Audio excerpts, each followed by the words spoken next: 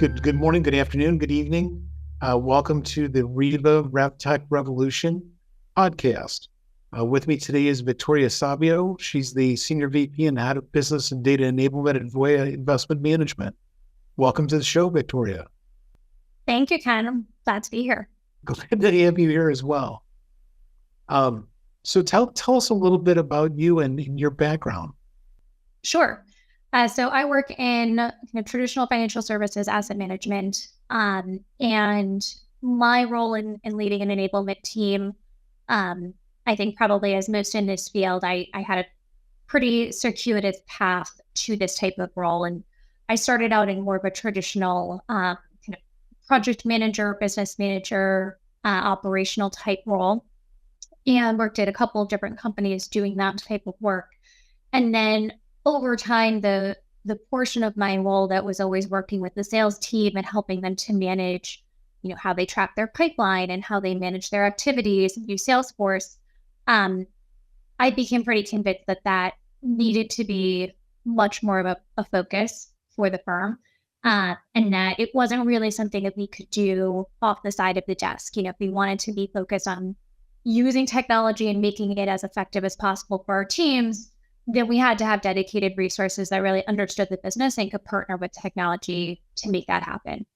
And so over the years, particularly as I've been at Voya, my role has kind of grown along that path where it first started out very focused on supporting just the sales team and just Salesforce.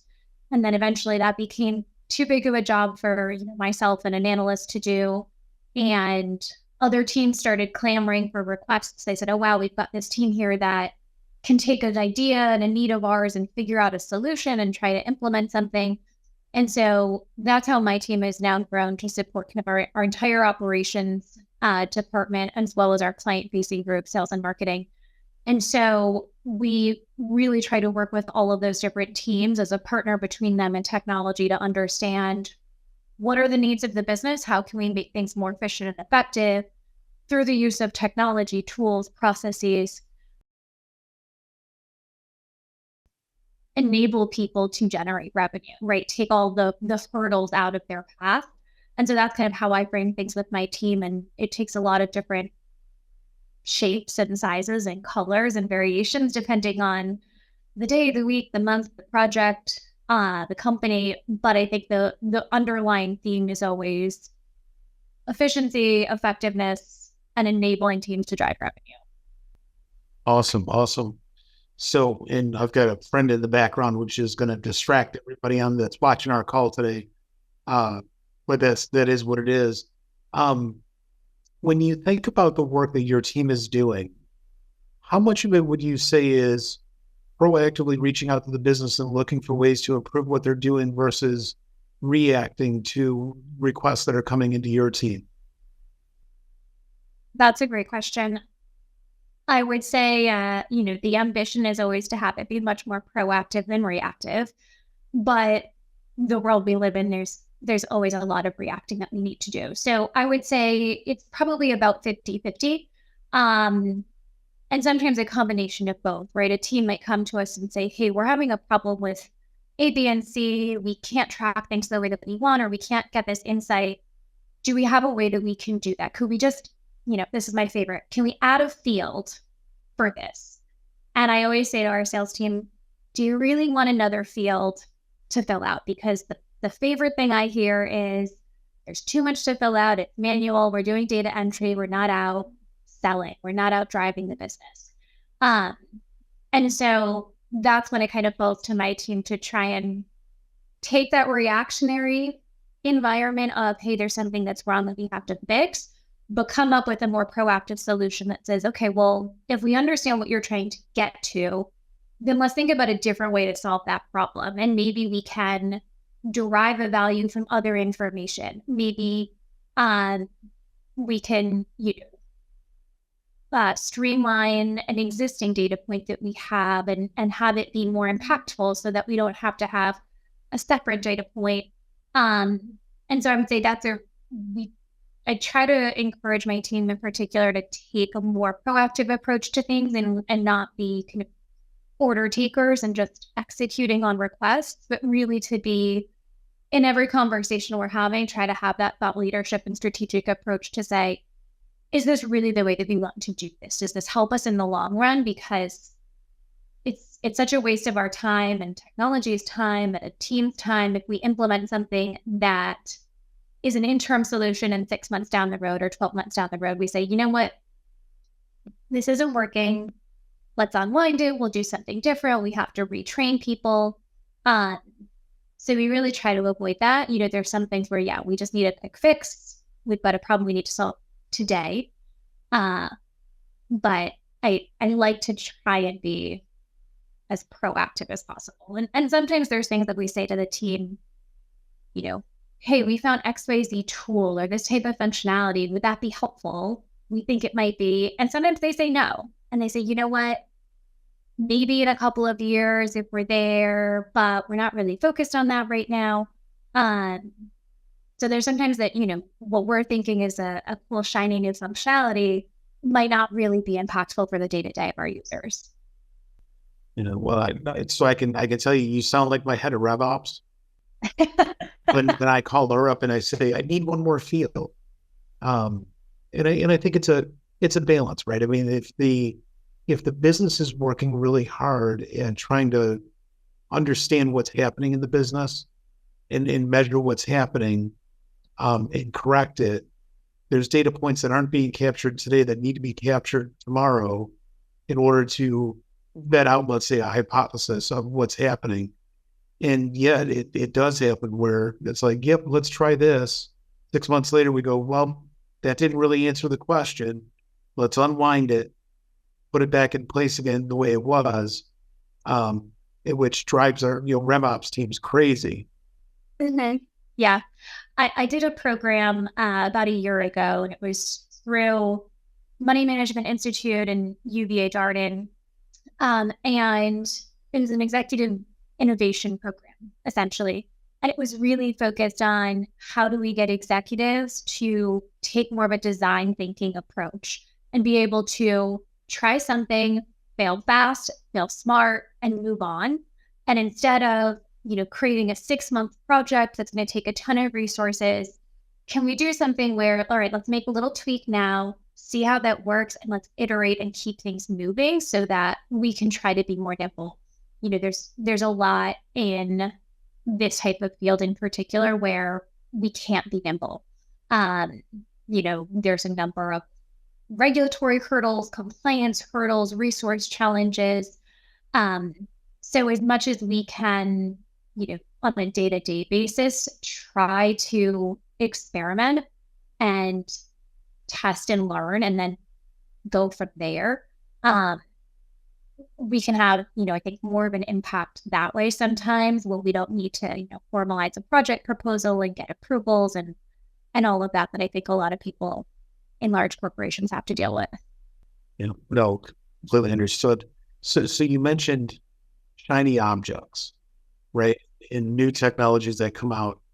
Would you say you're spending more time evaluating shiny objects or spending time evaluating existing technologies and figuring out which one to get rid of? I would say in terms of comparing like a new shiny object to something we already have,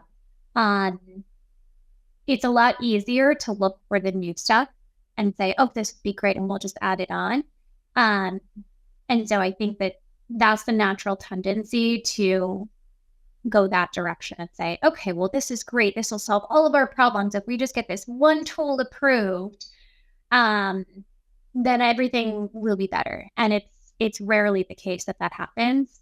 And, I would say historically, we've been much more focused on bringing in new functionality.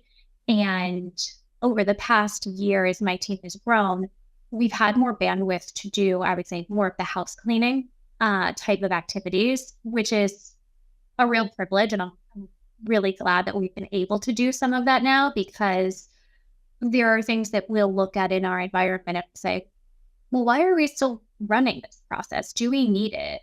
Why are we collecting this information? Are we still reporting on it? And it's a luxury in a business that's moving fast to be able to do that and say, hey, can we stop this or can we pare it back? But I think it's actually been really valuable. And even just from a user experience, sometimes that type of cleanup, eliminating the clutter on a page layout that people are looking at, or, streamlining the field on a new record creation screen so that you're just seeing the critical information and not all the other superfluous things that you could populate in the 10% of scenarios where you have that information. It's those types of little things that are the easiest things to kick down the road and never get to in the backlog. But now that we've been getting to some of those activities, I feel like they've been having more of an outsized impact relative to the effort, because it makes the existing tools that we use start to feel like those shiny new objects, without us actually having to go and get security approvals and technology approvals and funding approvals and all of that to bring something new in. So, the more that we can kind of take that step back and look at, all right, can we streamline things? Or when's the last time that we met with an account manager? Does this tool have functionality in a recent release that we don't know about? Maybe we're evaluating a new tool because we think that this technology doesn't have something, but it's possible that they've released it in the past 12 months and we haven't been paying attention, and we haven't been hearing that. So, I think it's hard to find the time to do those things. And it's very easy for us to get bogged down in the day-to-day. All right, we've got a backlog of things to do. We've got daily sprints and 2-week sprints. And so it's been nice now having a team that has more of the flexibility to be able to take that step back and be a little bit more thoughtful.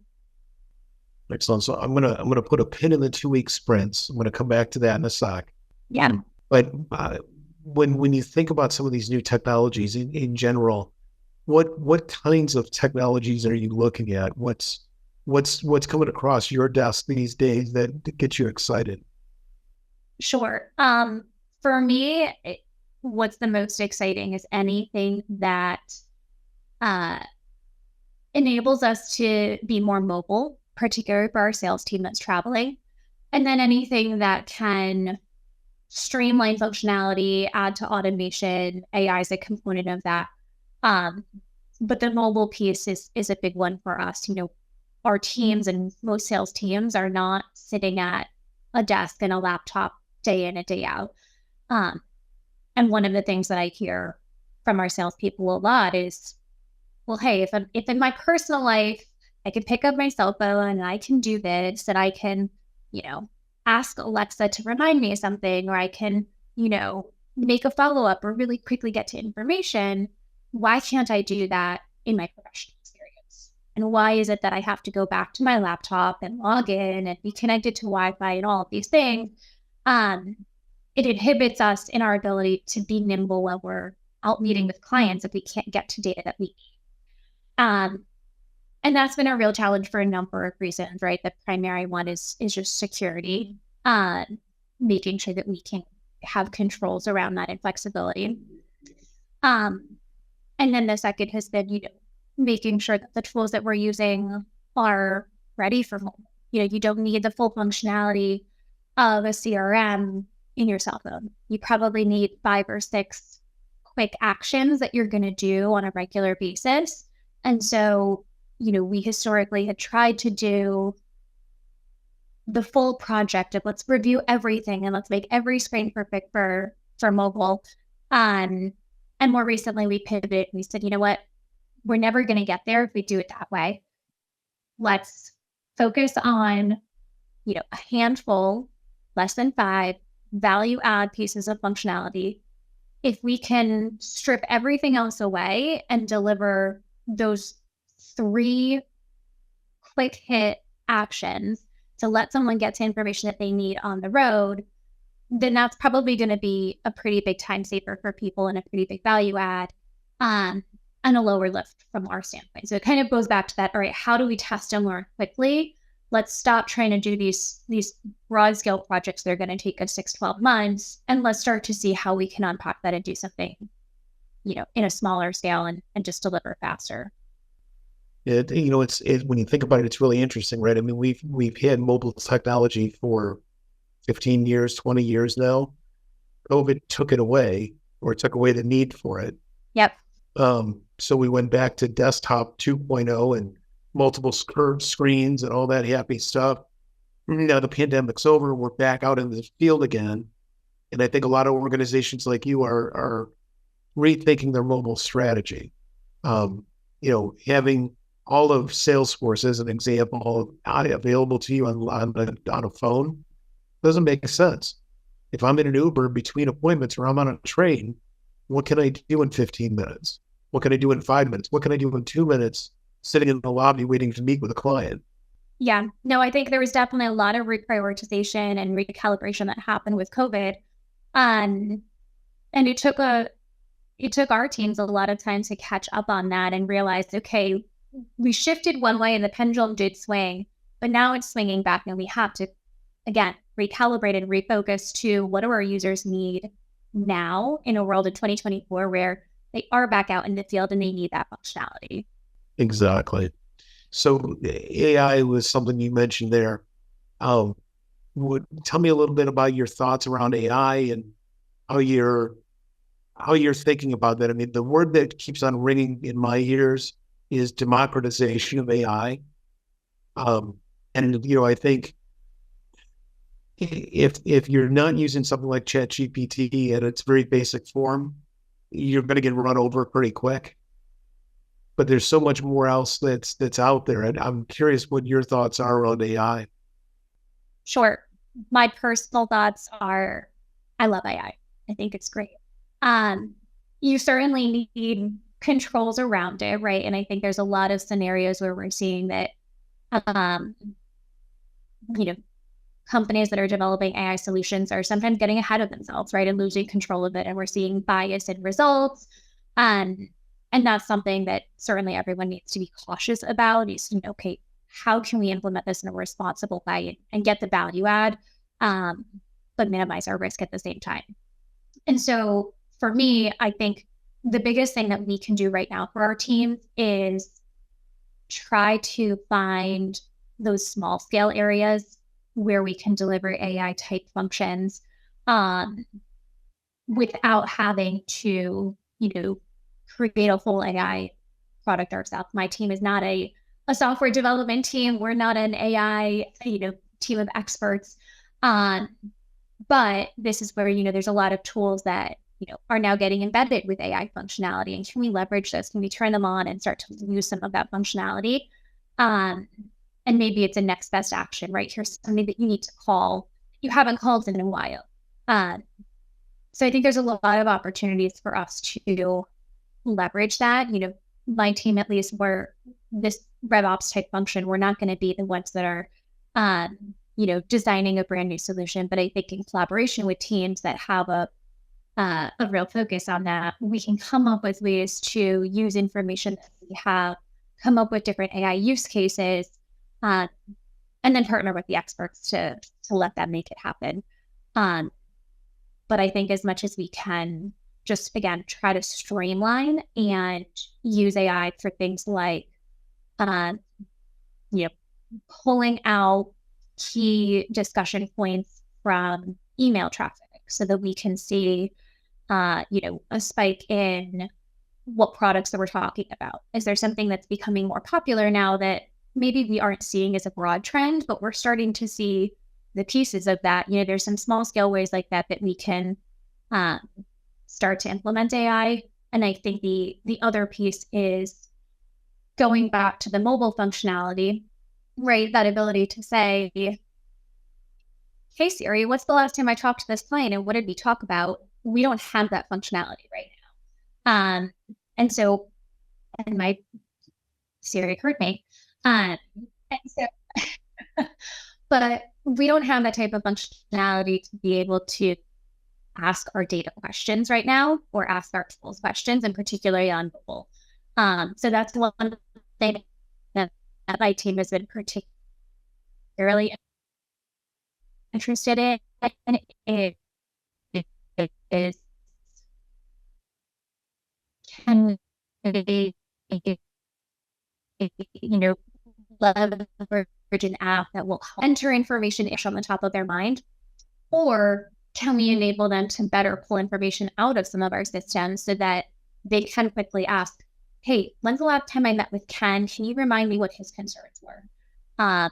And be able to garner some of that information. So I think there's a lot of opportunities, but I think at least in the financial services industry and kind of in a RevOps type role, we're probably not going to be the ones that are leading the charge on brand new ways of implementing AI. Yeah, I think AI output, customer-facing output, is certainly a dangerous area to a certain degree. But you mentioned call notes or meeting notes. I mean, that's a huge opportunity to capture the entire meeting, summarize it, boil it down, extract out the action items and the to-do items, and automatically start creating some of that internally. That's the part of the job that drives advisors and bankers nuts, right? And they typically hand that work off to an EA to do it for them. Now you don't need that person to do that. That person could do something more effective. I said I was going to put a pin in the 2-week sprints. Yeah. So how long have you been doing that, and kind of what does that look like for your team? And how do you divide that work up in terms of presenting that back to the business before rollout? Sure. So our team that is focused on supporting Salesforce has been using 2-week sprints for probably about a year and a half now. And we've had a lot of success with that. And part of that has been having really good partnership between the product owners on my team and our BAs and developers. And we really focused on, okay, if we want to do this thing called Agile and actually try to make it work, then we need to really focus on it and go for it. And so we had, some great leadership who said, okay, we need to formalize everything we do. We need to have sprint planning. We need to have sprint retros. We need to have refinement calls. We need to do backlog grouping. We need to accurately story point. And so a lot of that was, new for me. Like I mentioned, I came out of more of a business manager type role. I had no Agile training. Some of my team did. But once everybody we all agreed together between the development teams and my team, yes, this is going to help us. Let's do it. We've been really successful with implementing that. And I think it's been a real value add. Now, that's not every team that I worked with.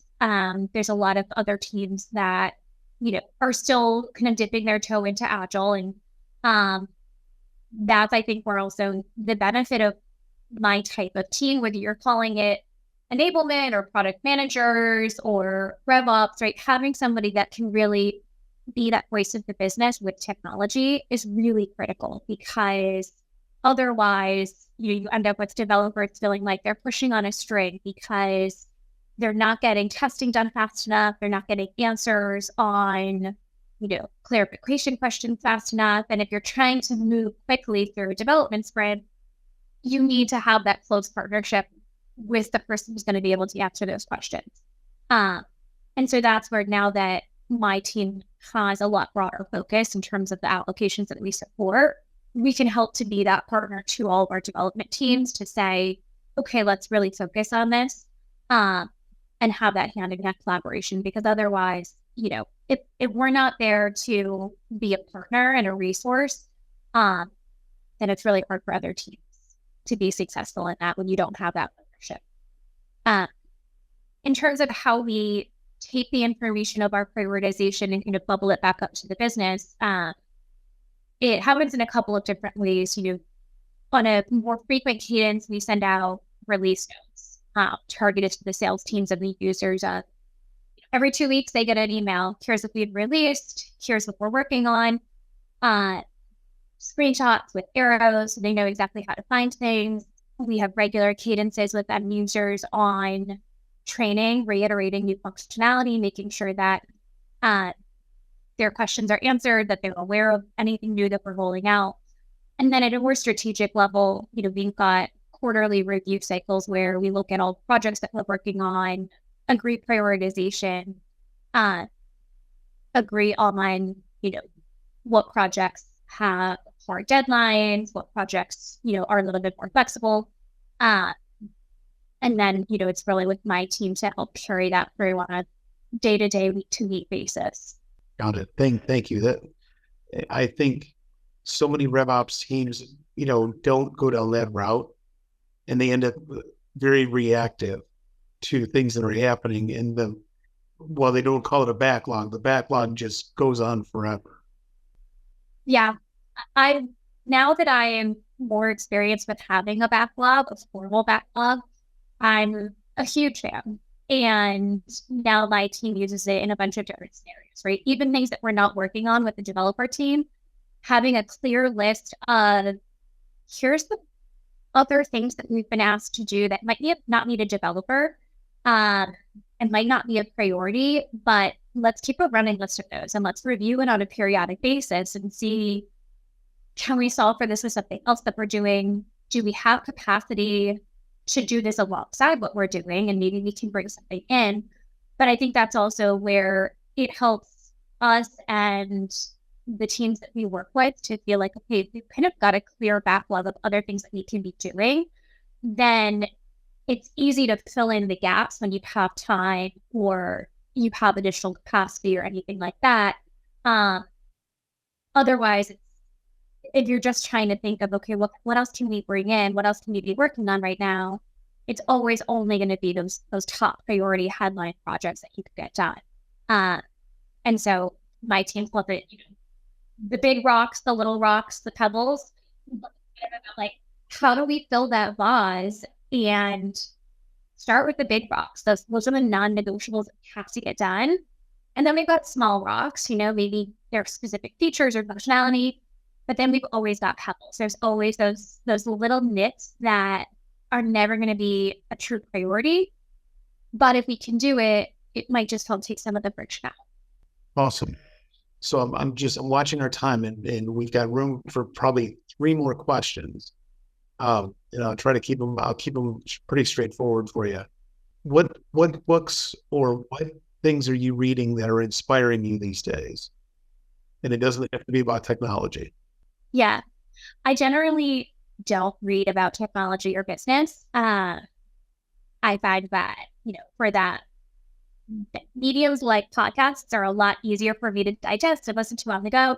And also a lot more timely. I find that I'd rather listen to what someone's doing last week than 2 years ago, especially given the speed with which the types of things that I do changes, right? The functionality that my team's talking about now, it didn't exist a couple of years ago. So that's my preference. In terms of reading, I'm a huge reader. I definitely prefer fiction, but I always try to sprinkle in a little nonfiction here and there. But I love anything historical fiction. For me, it's a great way to kind of get a little bit of history with a good storyline. And then I end up down a rabbit hole on Google trying to look things up and realizing, how much I don't know. So I kind of do a mix. So I got to put a little part B on that question. So what was your biggest aha lately? Biggest aha? As you were going through historical fiction. Yeah. I was reading a book, All the Light We Cannot See. Very popular book. And I learned a practical use case for trigonometry. Really? Yes. Which is like everybody learns it in school and they go, I'm never going to use trig. What's the point of it? I'll never use trig to balance my checkbook. I'll never use trig. They were using trigonometry to triangulate where radio broadcasts were coming from. So basically, if they put one radio in one place at a certain frequency, another radio at a certain place, and they knew the distance between the two and the frequencies, and then they could figure out how to tune into the third, they could use trigonometry to find the location. And that blew my mind. Very cool. Very cool. Yeah. All right. So last real question. Sure. So early in your career, you worked for New York Stock Exchange. If you could go back there, and I won't say how far back that was, but if you could go back there and meet yourself as you took on that intern job, what advice would you give yourself today? So I'm laughing because I'm thinking of a recent Iowa Deborah interview where she said, "Well, I can't go back and tell my younger self something because of the rules of time travel."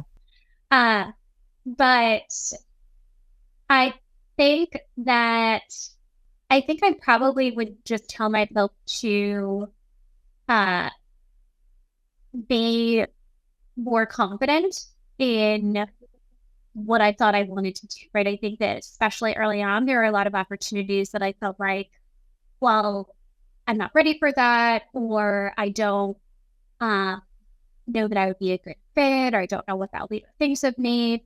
And I think especially when you're early in your career, that's a great way to learn, right? Even if it's just asking, hey, can I be a fly on the wall in those project meetings because I don't know about that area and I want to learn. And my natural inclination is not to do that. I'm an introvert. I am not comfortable meeting new people. Introducing myself is always a jarring experience. But I think that the more that you do that and kind of step out of your comfort zone, especially in a workplace, and make those connections with people, it makes a big difference down the line. And I think especially with now a lot of teams being remote, it's a lot harder to do to form those relationships. But it really makes a difference day to day. Absolutely. Absolutely. I couldn't agree with you more. I've got people on my team. Well, now I've met everybody on my team, but I had a couple of people that were on my team that I'd never physically met, and it left the company without physically meeting them, which is kind of weird. Yes. Yes. And it is amazing. I think my team's remote. They're all over the world, between India, East Coast, West Coast. And when we can get together in person, even just in an hour meeting over lunch, the conversations are so different than they are over anything video call. Really get to know people better. And so I have a lot more appreciation for that now, and pivot, saying, all right, let me step out from behind the camera and the computer screen and let's actually go out of our way to see people in person. It makes a big difference. Excellent. Excellent. So I have one more question for you.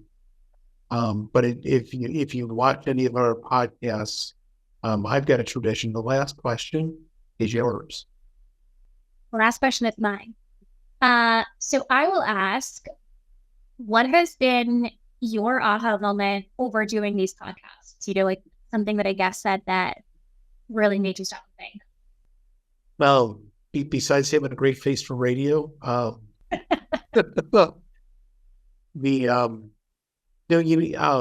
that's a great question. I've really enjoyed getting to know people that I've never met. Maybe I'm a little introverted to a certain degree too. And so my role is, kind of driving the podcast is I get to ask really interesting questions. One of my mentors, and I'll leave the name out because it's political at this point, but one of my mentors, talked about, what questions did you ask today? What was the best question you asked today? Now, what did you learn? Did you behave yourself, right? What did you accomplish? What questions did you ask? And so this has been very cathartic for me to be able to ask questions and really draw out who individuals are and what they're passionate about. So to me, that's been the biggest aha for me, that I've been able to do that and really enjoyed it. And I think my guests have enjoyed it too. That's great. I'll add one thing to your question about what I might tell my younger self. A few years into my career, I dropped the ball on something. Everybody does it. And I was working for a really great manager at the time. And they said to me, the most important thing that you can do is manage up and learn from other people's mistakes so that you don't have to make those mistakes yourself. And, my inclination as the junior person on the team was, well, I don't want to bug my manager and remind them of these things that they wanted to do and haven't done. And, at the end of 6 months, we hadn't completed the project. And the leader of the team basically said, you could have helped to drive that. If you were helping to manage that through, then we could have gotten that done, because your manager has a dozen other things going on and they don't always have the line of sight through to, oh, Brett, I asked about that a couple of months ago and I wanted to make sure it got done. And so they said, don't let it get to that point. And that was really a great opportunity for me to kind of sit back and go, okay, wait, I have to approach this differently.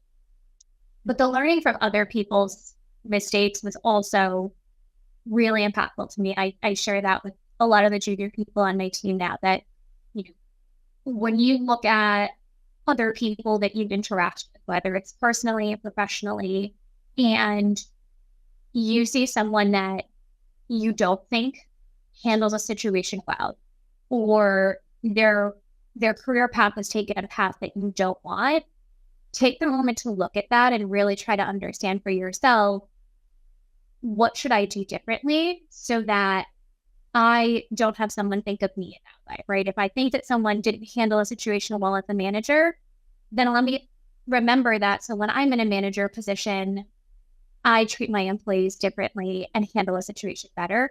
And I think it's really great way to just reframe that everything is a learning opportunity. Every interaction that you have, you can take something away from. And so I still try to remind myself to do that and look at what I think people are doing well, but also what I think people might not be doing well, and figure out what that means for me.